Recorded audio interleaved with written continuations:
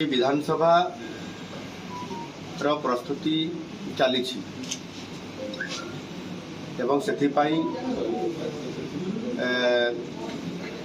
महामहिम राज्यपाल पाखु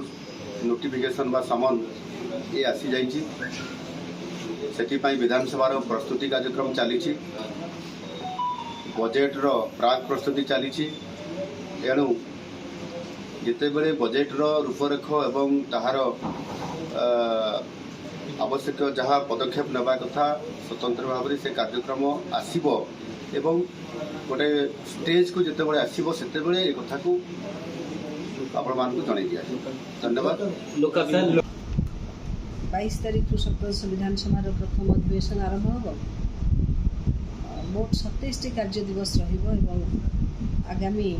सेप्टेम्बर मास 13 तारीख पर्यंत विधानसभा कार्य अवधि रही गतकाली एक विज्ञप्ति प्रकाश पाई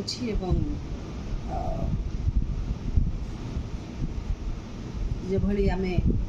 समस्त अवगत अच्छे प्रथम दिन माननीय राज्यपाल महोदय अभिभाषण